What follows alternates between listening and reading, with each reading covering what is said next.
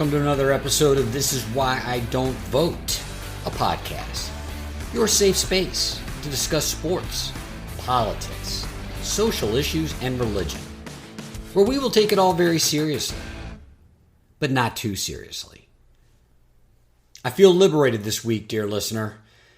Liberated from the shackles, the noose that is our mainstream media. And in spite of my higher self, this better nature that I've achieved over the course of the last year, I can't help but revel in, to celebrate the fact that Steve Bruce is out at Newcastle. Let's go, folks. Act 1, Mainstream Media Liberation. I do a number of pieces on the media, and most of them come out negative. I write these things out. I try to go through and think about them and reflect on what I'm going to say. And listening to some of my prior segments, in reflecting on the things that I have said that I believe, most of these pieces come out negative. So, in trying to embrace my new mindset, looking at things from different angles, from different perspectives, I don't think that I'm going to change the way I approach these pieces. It's just looking at the outcome instead of it being negative. Why isn't it a positive? Why aren't all of these developments in the media a positive thing, not a negative thing? If I can look at these developments from the perspective of this is all positive, this is all working not only to the benefit of the media, but to the benefit of the consumer, to the benefit of the public, maybe I won't come off as such a temperamental prick. Maybe some of the people listening to this will actually be influenced by it in a more positive way instead of being left in this negative vibration, this negative mindset. Call it an experiment, dear listener. Call it an experiment. 3 media stories I want to cover in this week's segment that I believe are a net positive for not only the media, the industry, but for us as consumers, for us as a consuming public of what people like to purport is news. This first media piece concerns Katie Couric and a memoir that she just wrote to try to get back into the public spotlight where she once was 10, 15 years ago. Memoirs for any public figure are a tricky animal. And I've always believed that it's not just because that individual wants to tell salacious stories in order to sell books, but frankly, the publisher wants salacious stories in order to sell books. Your publisher, if you are an author, is your partner, and your partner has very discrete goals in publishing your book. I want to make money. You, as an author, may want to tell a story, may want to enlighten, may want to educate. But me as a publisher, I want to make money. And if what you are writing in this book isn't going to make me any money, I'm not going to publish it. Katie Couric writes a book. It's a memoir, and it is, according to these book reviewers, these pundits, quite salacious. Has what one would call a scorched earth approach to relationships in the media, relationships with people that she interviewed, public figures, politicians, and so forth. I don't care if Katie Couric was nice to somebody or wasn't nice to somebody. I don't care if Katie Couric stabbed someone in the back within the organization that she worked, or whether or not she helped promote different people through the ranks within any organization that she worked. Katie Couric admits in her memoir that she did an interview with Ruth Bader Ginsburg in 2016 where she basically edited out comments that Ginsburg made specific to the Colin Kaepernick situation in the National Football League, his kneeling during the national anthem. For years, but particularly in the era of Donald Trump, Ruth Bader Ginsburg has been held up as this liberal icon, this panacea of progressive liberal thought.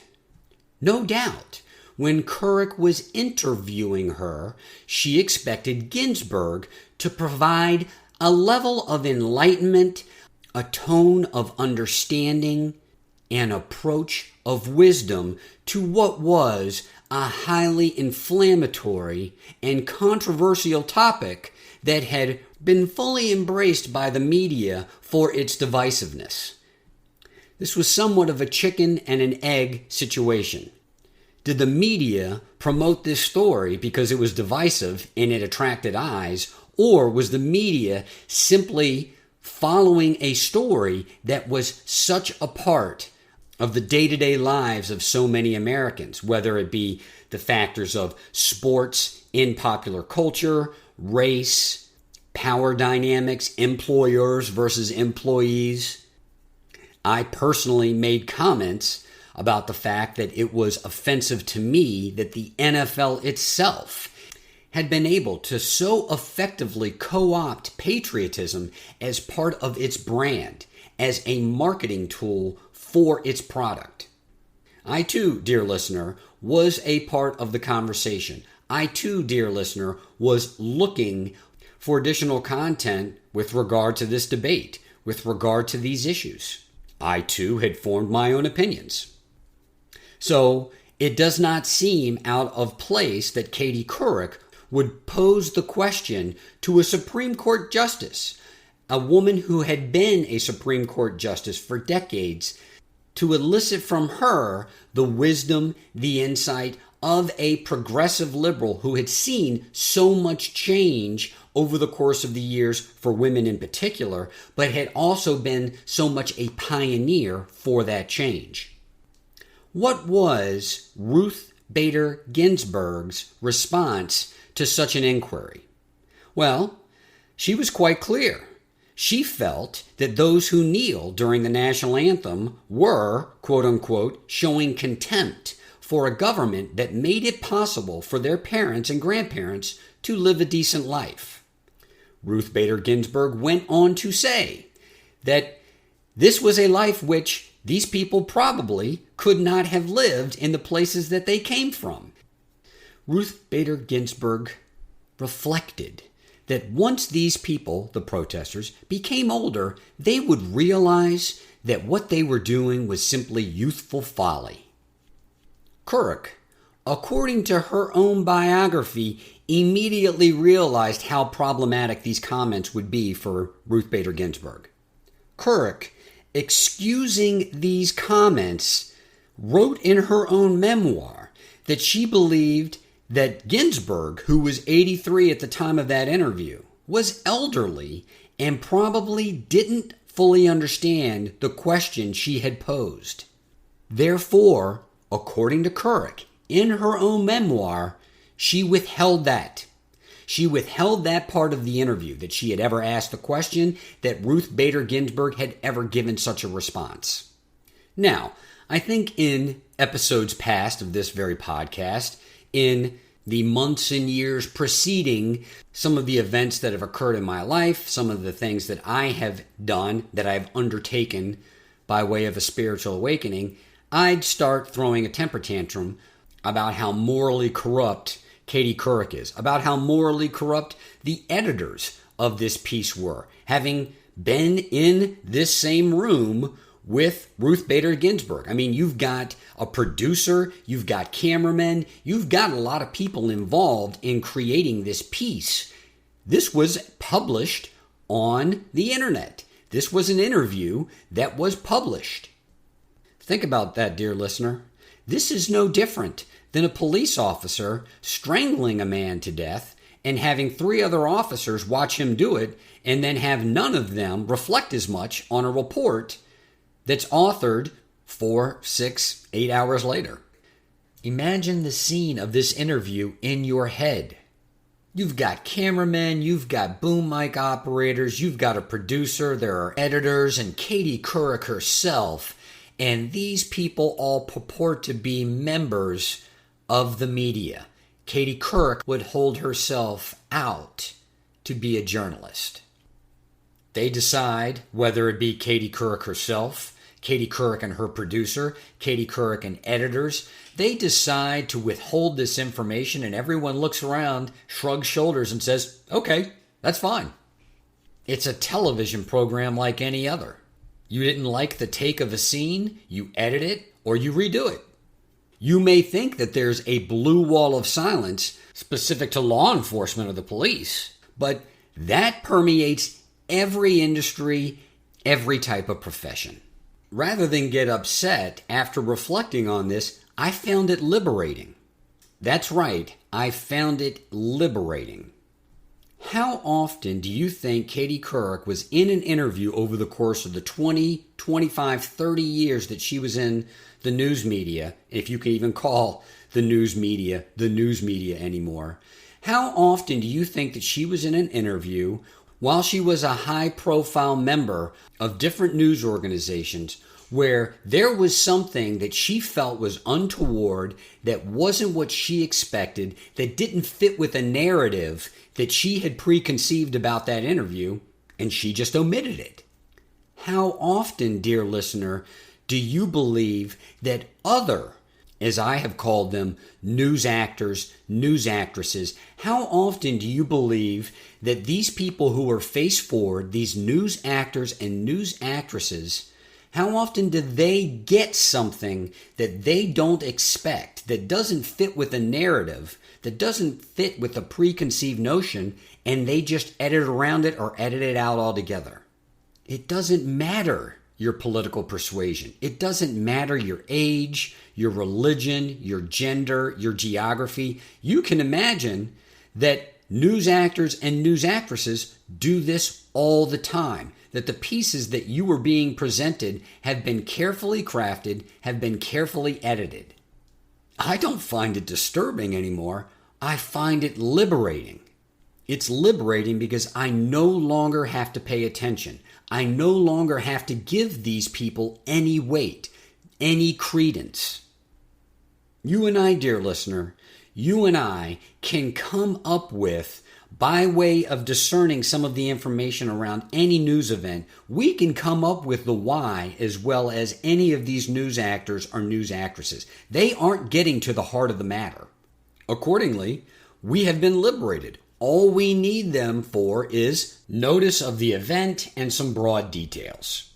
I want you for no more than this notice and some broad details, and I can take it from there. Whether or not it's me independently researching the issue, it's me going to a number of different mediums to try to gather a collective amount of information, or most importantly, it's me looking at the situation and saying, this is irrelevant. I really don't need to pay attention. Based on what Couric was doing, that's the biggest liberation for me. These people in our political spectrum, these are not icons. I've been saying it over and over again, but what I have been doing, and I can feel the vibration in me right now changing, is I've been saying it in a very negative way. It doesn't matter whether this person is a political icon or a social icon, whether they're on the left or the right. It just doesn't matter. The media promotes these people as icons for self-serving interests. Even having accomplished great things, even having done great things for the progress of this nation, they're still just people. Rooting for them like cheerleaders, rooting for them like they were kings or queens, it's just self-destructive. And it only serves the purpose of separating each other, right? Separating you from your neighbor, from your countrymen, and lining the pockets of who? News actors, news actresses, news networks, publishers. So my takeaway from this story was liberation.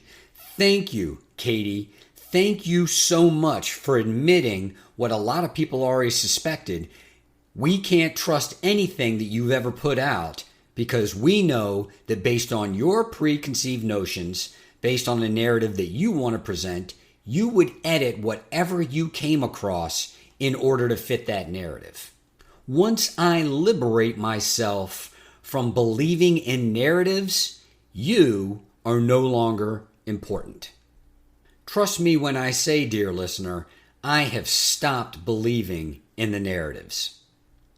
Let's move on to the second news story, and it comes from an independent journalist. His name is Aaron Mate. Mate has written 2 stories within the last month about the Russiagate scandal, to the extent that it was a scandal, and the fact that, yes, it's pretty much all bogus. I did an entire podcast episode about the hoax that was Russiagate. What I want to comment on this week, and specific to its relationship to the media, is how these hoaxes can be promoted using very simple tactics to deceive members of the media. The first story that Mate did was specific to the indictment of a lawyer who was working for the Clinton election campaign and representing himself to be an independent actor, coming to the FBI with information that Donald Trump was basically a Russian foil. The second story is the fact that that lawyer and another lawyer had hired a group called CrowdStrike. CrowdStrike actually came up with a lot of the quote-unquote data, right? I'm using that word, I'm putting it in quotes. The data that indicated that it was the Russians that had hacked the DNC, the Democratic National Committee servers, and had provided DNC emails to WikiLeaks. It turns out that story, that proposition, that the Russians, through some sort of surrogate, through some sort of elaborate plot, had actually hacked the DNC servers and provided tens of thousands, if not hundreds of thousands, of emails to WikiLeaks. It turns out that is a complete fabrication. How did this happen? How was the media so deceived? Well, it turns out Hillary Clinton, if she's not anything, she is a very astute student. Let me repeat. She is a very astute student. Like an NFL coach, when she sees someone else do something successfully, she then identifies what they're doing and then she copies it. That's why you hear all the time the NFL, the National Football League, is a copycat league. People see a team doing something successfully, they copy it, and they all do it until it stops working, until someone identifies how to stop it. Hillary Clinton and her team ran a very, very successful play from the Dick Cheney playbook. Dick Cheney, if you recall, through surrogates, through members of his staff, planted a story in the New York Times about Saddam Hussein and the nuclear material that he was trying to obtain from Africa. I believe it had something to do with the pipes specific necessary to create an atomic weapon. Cheney, after having his surrogates, after having people who worked for him plant that story in the New York Times, went on the CBS News Sunday morning show with a copy of the Sunday New York Times and pointed specifically to a news story as corroboration that Saddam Hussein was trying to build a nuclear weapon. This artistry was done in service of convincing the American people that invading Iraq was necessary. It was absolutely brilliant. Plant a story in the news media that you created, a story that you created, planted in the news media as independent journalism, and then point to that very story as proof positive that what you posit is the truth. That is exactly what has happened in this Russiagate story.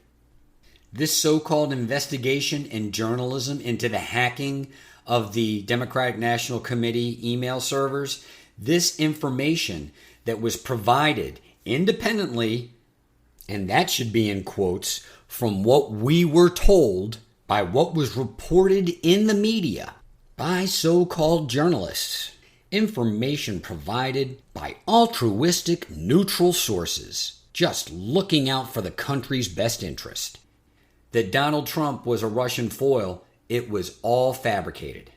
It was doctored, it was product. It was then given Not arrived at, not sourced, not investigated. It was given to select media members, and then it was corroborated by additional plants, additional surrogates, so that the story could run. Look at the heart of the matter, dear listener. What these media members did was not corroborate that the information was true, but corroborate that the information existed.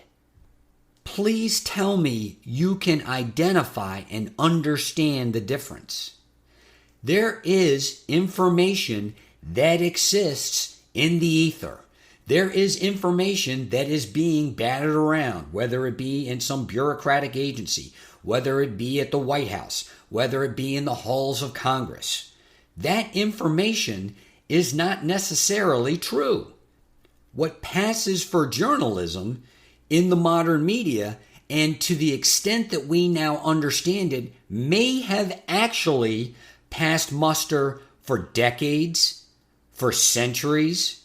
What now amounts to journalism is simply corroborating whether or not the information exists. It is not trying to corroborate whether or not that information is true. Dear listener, this is liberating. You are now seeing how the sausage is made. And if you wish to consume it, you can now discern from what you are getting from the media as to whether or not you should take it for the truth of the matter asserted or simply as corroboration that certain information exists. The media has postured that what it presents to us is the truth, that they're trying to get to the truth of the matter. But they have admitted time and time again that not only are they only corroborating what information exists, but in reality, the excuse that they use when they've been called out for being wrong, and as we've seen over the course of the last 2, 5, even 10 years, they are nothing if not wrong, is how difficult it is to actually corroborate whether the information is true. Rather than withhold the story, if they can't confirm whether the information is true, they'll just run the story with corroboration that the information exists. Now that we know that's the case, we have been liberated. We can actually look at any of these news stories with a more critical eye. Okay, so this person said something. Okay, so this information is being batted around. This information exists in some form, in some fashion. So what? So what? To what extent has this journalist, if you can even call them that anymore, has this publication, has this industry confirmed the truth of the matter being asserted? We don't have to get angry. We don't have to get upset. There is a sense of ease and balance concerning the way you can now look at these news stories, at this industry, at the media itself. Let's put this story now into perspective. The Clinton campaign hires a group to author a report that the DNC servers were hacked by the Russians. That report gets to the FBI. The DNC then leaks stories to the media that the FBI is investigating whether or not Russian actors or Russia itself hacked the DNC servers, stole a bunch of emails, and then leaked them to WikiLeaks. The media then runs with the story that the FBI is investigating as much without corroborating the truth of whether or not the investigation has any merit. Similar to the situation with Dick Cheney, the New York Times, and the invasion of Iraq, it will take months, if not years, for the truth of the matter to be known. In the same vein, a private attorney who actually works for the Clinton campaign, the election campaign, goes to the FBI, says, I have information specific to Donald Trump being a Russian foil. That news gets leaked. It gets leaked because the FBI is investigating it, and that gives some sort of corroboration to whether or not that story is in fact true. It turns out it's all a lie, that the reporters who were given that information were given that information by Clinton surrogates. Once you see the pattern, once you see the wheel in motion, it's all very liberating. Once you look at the situation, dear listener, think to yourself, how long has this been going on? Why must we assume that this is some sort of modern problem or a modern phenomenon? Is it not possible that this has been going on for decades? For decades. The way we see issues, the way we've developed our personalities specific to what we believe in, what we think we believe in, seeing the possibility that it has been manipulated, that it has been crafted, and that very little of what we've been provided that has been the basis, that has been the foundation for our belief system, for our belief structures. It's all fabrication. I don't find that terrifying. I don't find it upsetting. I find it liberating. You can go back to some of these self-help books from the 1920s and the 1930s and the 1940s, Napoleon Hill, Dale Carnegie. It's surprising to me how they note 100 years ago that focusing on the news, focusing on the issues of the day is not productive. In fact, they advise that you stay away from the news of the day. If you want to be informed about current events, do so at no more than a cursory level. Although not readily available, although not apparent, these gentlemen may have understood, may have been in tune with the truth, that what you are getting is not real. It's manufactured. And thus, why are you letting someone else manufacture your reality for you? Speaking of manufactured reality, that gets me to my last story that I want to reflect on in this piece. And it was a clip of Dr. Sanjay Gupta on the Joe Rogan Experience podcast doing what? Promoting a book. Now, I want to reflect on that very quickly. Sanjay Gupta is a medical doctor. He authors books, and he also has many, many appearances on CNN. He works for CNN as their medical authority.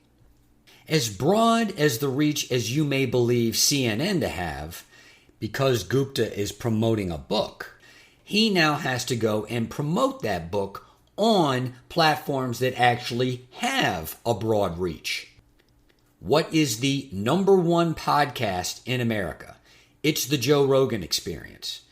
Now, I don't know what level of authority Rogan actually has on the guests that can be booked on his show because of this deal that he made with Spotify, but because he now has the number one podcast in America, it is now part of the Spotify network. They're paying him a lot of money. He may very well have to entertain guests from other major media outlets, major publishers, in order to fulfill his contract. Sanjay Gupta writes a book. His publisher says, hey, you're going on a book promotion tour. We're going to promote this book on the biggest media outlets that we can, one of those being the Joe Rogan Experience, the number one podcast in America. He doesn't have a choice, and Joe Rogan may not have a choice. Gupta goes on the show, and Rogan starts to grill him appropriately, properly, and civilly about the fact that CNN had been one of, if not the prime network, promoting this nonsense that ivermectin is horse dewormer and that it is somehow not fit for human consumption. Gupta, for his part, I think acquits himself very well. He does not try to defend the fact that CNN called this horse dewormer. Now, he is cagey. He does try to qualify that, yes, this drug is used for veterinary purposes, and therefore there is a foundation, right? There is a rationale for making reference to it as a horse dewormer, but Rogan calls him out very quickly for how disingenuous CNN presented such information. In fact, often framing it as a narrative, a position that was founded in truth. Ivermectin is horse dewormer. Why would anyone use it? I thought that the back and forth between Rogan and Gupta was actually collegial. It was civil. It was in opposite of everything that you see on cable news networks, and it was quite enlightening. It escalated the level of dialogue over this entire issue. And by escalated, I mean it was a more highbrow, it was a more reasonable discussion about the use of a drug such as ivermectin to treat COVID. Rogan, for his part, admitted, I don't even know if it was the ivermectin that helped me recover so quickly because he had been prescribed a number of other drugs in conjunction with the ivermectin. Interview concludes, it's published.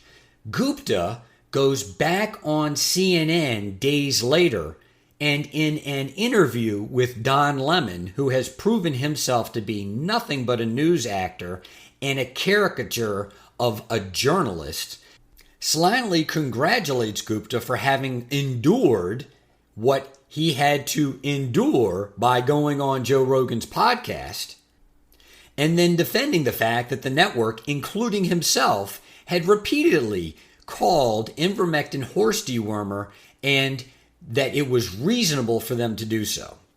Gupta spinelessly acquiesces. I am not the first to be making this point, but I believe it is necessary for the point to be made. CNN's ratings are atrocious. Don Lemon's program in particular is one of the lowest rated cable news network shows. It appears that there is still a belief on cable news, people who are news actors and news actresses on cable news networks, that they are the premium, they are the apex of communication, of news media in this country at this point in time. But Joe Rogan and his podcast has more of a reach than any cable news network program. Let me repeat that.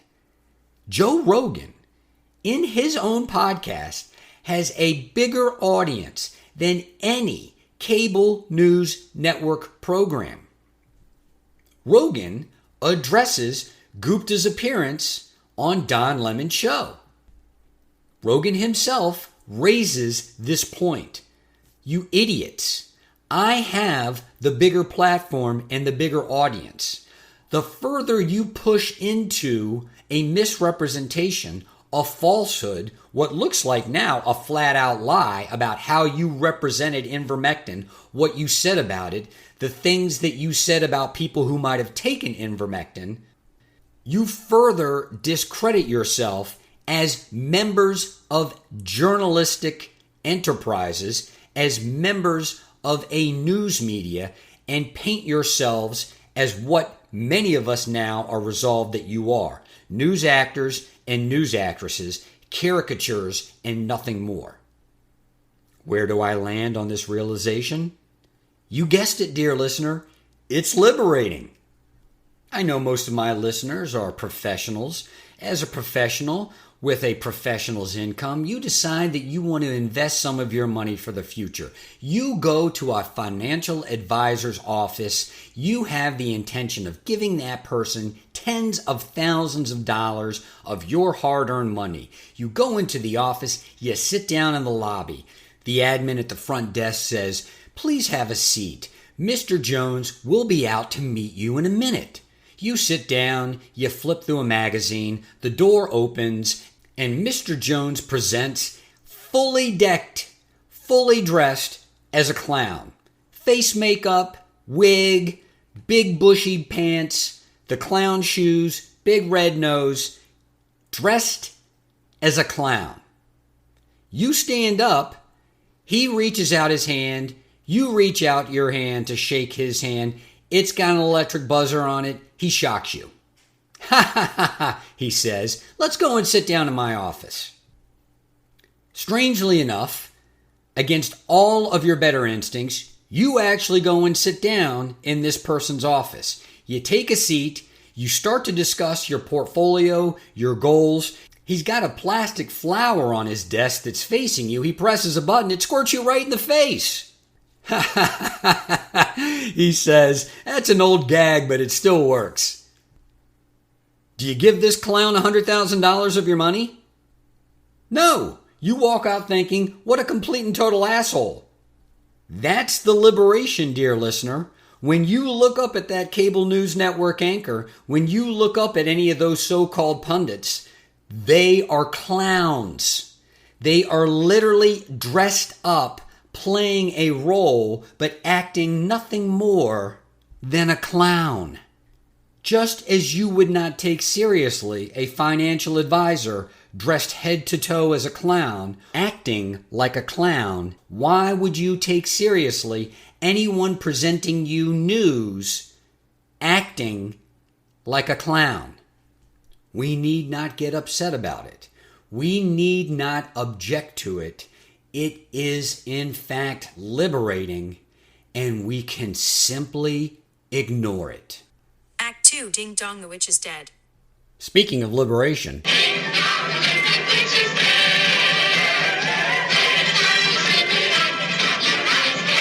Steve Bruce is out at Newcastle. All hail, all celebrate. That's right, I can be a petty bastard. Before I turn off every female listener that I have, let me just give you a quick background into new developments with Newcastle United, a football club in England in the Premier League. The manager that was the stoolie, that was the yes man for what was one of the worst owners in the history of professional sports, has been let go by the new owners of Newcastle United. After having acquired the team from Mike Ashley, new management has promptly released one Steve Bruce. Now, you may ask, whether a sports fan or not, how could you be more joyous, more jubilant about the firing of a manager versus the acquisition of the team from a terrible owner? Well, let me explain that to you, dear listener, and I'll try to explain it to you in a way where we can take it out of the realm of sports to make it a little bit more user-friendly. Ownership is in the business of owning things for one reason: to make money. Now, many owners will purport to care about employee well-being and want to so-called raise the water so that all ships will rise, things of this nature. But the fact of the matter is, the bottom line is that, of course, all owners are in business to make money. Accordingly, you have all worked at companies where you knew that the ultimate goal was making money. Were there inspirational human resources newsletters? Yes, of course there were. Were employees encouraged to put inspirational quotes around, over their cubicle? Were managers encouraged to put inspirational quotes in their signature line, in their emails? Yes. Yes, they were. Were executives encouraged to speak to attempt to create a family atmosphere amongst the employees? Yes, of course. What happened when the bottom line, when profits versus losses, the old P&L, what happened when that went into the red? Well, all of that feel-good do-goodery, that went right out the door. We've all worked at organizations where this was the atmosphere. We all knew that the organization ownership, they were interested in one thing and one thing only, and that's profits, and that's okay, because we developed, to the extent necessary to survive, thick skin about it. We're here for the money, you're here for the money, let's all move in the same direction. What is somewhat disingenuous, if not outright bullshit, is where organizations try to stick to this family atmosphere, this false pretense, in light of and at the same time while preserving profits and losses to the detriment of everything else. The culture, the people, the stability of the organization. You know the difference, dear listener. You know the difference. Truly, this is what causes employee dissatisfaction. In short, don't piss down my back and tell me it's raining. Let's equate what is a common experience amongst employees, management, executives, and ownership. Let's equate it to the Newcastle situation. Mike Ashley was in many ways like Donald Trump. There was no filter. You knew exactly what this guy was about. He was about the money. Newcastle was only as good as its end-of-year profits. The product on the field didn't matter. Fans didn't matter. Alumni who had played for the team didn't matter. Public perception didn't matter. If Mike Ashley looked at the balance sheet at the end of a year and it showed a profit, he was happy. If Mike Ashley looked at the balance sheet at the end of the year, he had one of the most profitable clubs in the Premier League, if not the world, he was happy. And yes, Newcastle, over the course of the last 5 years, has been one of the most profitable soccer clubs in the world. For the perhaps one or two international listeners, yes, I know I call them soccer clubs. I know it's a football club. I've got an American audience. I'm an American. I'm trying to communicate to the masses. So I begrudgingly understand, if not respect, Mike Ashley. I'm an owner. I don't give a damn about anything else but the money. Let me make as much money as I can.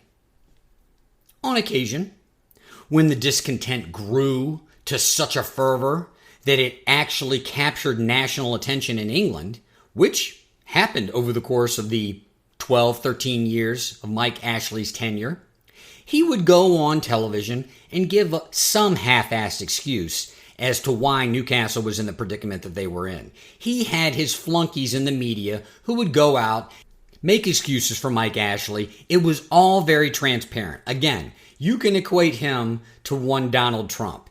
For all of his efforts, the man was quite transparent. But what about the people who worked for Mike Ashley? What about the people in that company that you were working for, dear listener, where you knew ownership was only about the money, and the management, the executives, they knew that ownership was only about the money. But they approached you, they pushed down on you this family atmosphere, this collegial environment. They shoved down your throat this human resources nonsense about ribbons and balloons and parties and cakes. As much as you may have resented ownership, who'd you really resent? The company man. The yes man. I've been in this position not only as a subordinate, but as a superior.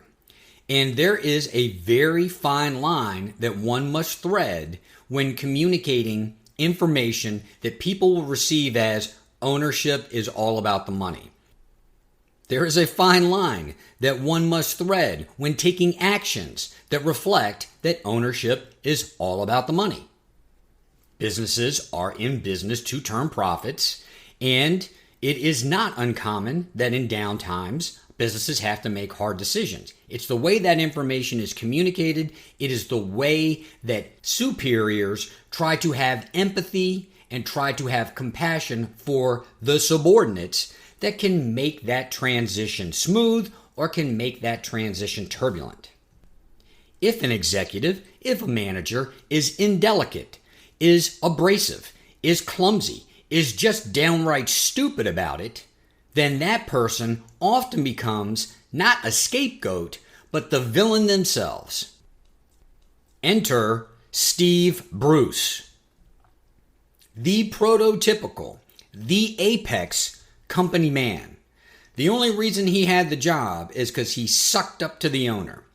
The only reason he had the job is he would parrot any line of bullshit that came out of the ownership's office. And just like ownership, he had that job because he was like a duck. Every ounce of shit and piss that fell on that team rolled right off his back. He had an excuse for everything.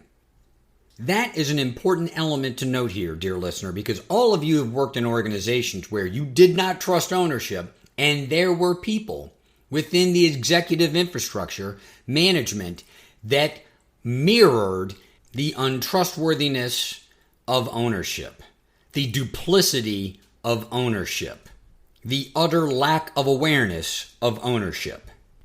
You, whether you were a subordinate, whether you were an executive, a colleague of someone like this, it did not matter. You knew, but for the fact that this is a slimy, weaselly little bastard, they would not have the position of authority that they had. Enter Steve Bruce. Now, as is common in this 21st century mixed up world that we live in, there are articles specific to Steve Bruce lamenting what was, per the tone of the article, absolutely unwarranted criticism and abuse directed towards this man, directed towards this manager, directed toward one Steve Bruce.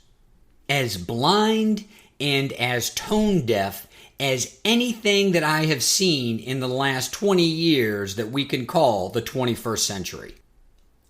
I don't believe anymore, dear listener, that you get to carry water for what are openly duplicitous, openly corrupt, openly narrow-minded, openly deplorable, openly money-obsessed ownership groups. Fairly or unfairly, this is a scarlet letter for the 21st century when you openly, and I mean openly, do the bidding of a transparently money-obsessed ownership group. One that disregards the interests of the team, one that disregards the interests of the fans, one that disregards the interests of the league itself. Now, I've tried to make this completely relatable to anyone listening to this podcast. Not specific to the sporting product on the field, but more generalized to working environments that we've all experienced. But I have to quickly go back to the product on the field because as a manager, Steve Bruce is at best a man who stands at windows and licks them. 7-year-old boys and girls in a place like Minnesota or Arizona, where soccer, football if you will, is not truly a hotbed for the young'uns.